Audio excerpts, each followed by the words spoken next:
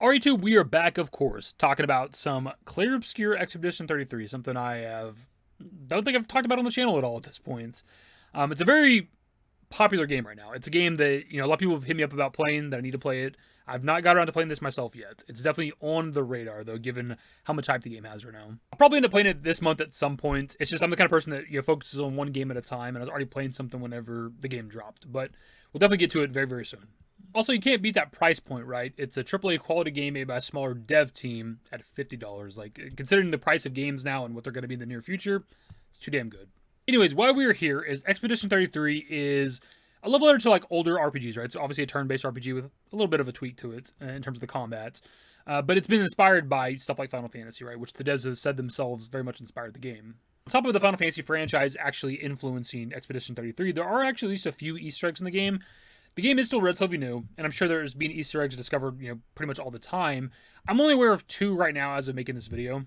Specifically, there are Easter eggs for Final Fantasy VII and Final Fantasy VIII. See, there is also a Final Fantasy XVI Easter egg in the game. You can get an outfit for the character Verso, who's voiced by BltzZ, who of course voiced Clive Rosfield in 16, and the outfit is very much inspired by Clive.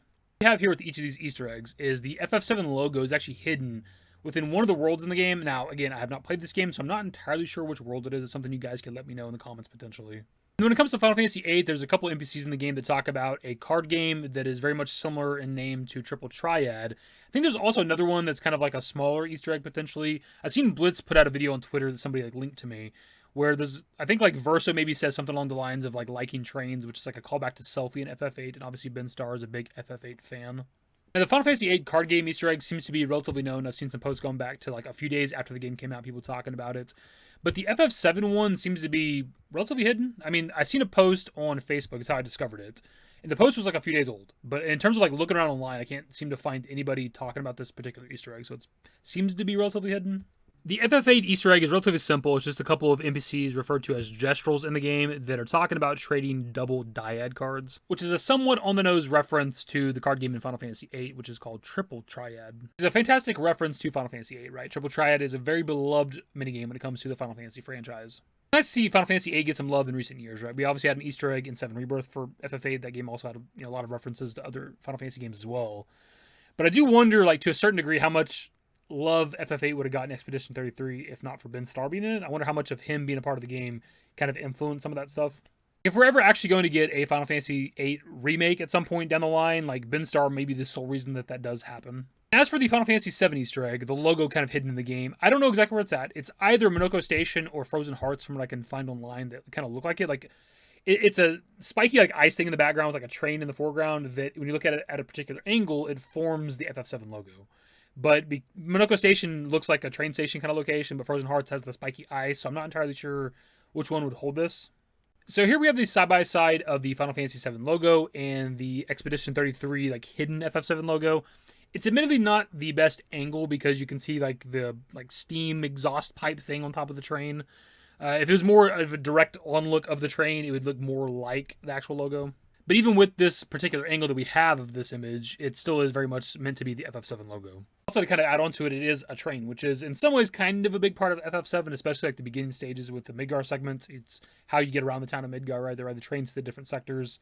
It's how Crisis Core and FF7 open with, Cloud and Zack respectively jumping off of a train, but also the iconic phrase of "there's no getting off of this train that we're on." And there's actually a train kind of later in the game with the Huge Materia segment and stuff with Krell and stuff like that, right? So there's a lot of trains in some ways when it comes to FF7. We also had Cloud cutting through a train or maybe even multiple trains at the end of FF7 Remake, which was pretty cool.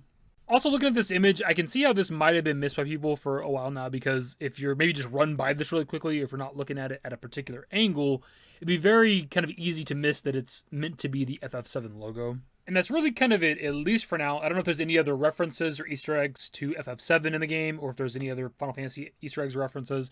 There's multiple for FF8, so maybe there could be for some other ones as well. But that's kind of part of why I want to make this video too, is for any of you out there that are playing the game, let me know if there's any other Easter eggs that we can maybe talk about or do videos on. But also, if you're playing the game or about to play the game or something like that, be on the lookout for more Easter eggs. We try to do these videos as often as we can on the channel when there's a newer game that comes out that has an Easter egg or a reference to a Final Fantasy game, specifically FF7 if we can. We did this with Elden Ring back in 2022 because there's a church somewhere in the world that was referencing, like, I think Aerith with his name, but also, like, there's yellow flowers in it that was obviously referencing the Sector 5 church, and there's also a boss in the game that looked very much like Cait Sith. Also, if you are playing Expedition 33 right now, or have already played it, what are your thoughts? Because I've only heard insanely positive things. Anyways, though, that's the video. Subscribe to the channel if you guys are new. Search networks in the description below. Follow me on Twitter, @DavidYT. That's it. Bye. Used to care what people thought, but now I care more, and nobody out here's got it figured out. So therefore, I've lost all hope of a happy ending, depending on whether or not it's worth it. So insecure, no one's perfect. We spend it with no shame. We blow that like Coltrane. We in here like Rogaine, or leave it like Cobain.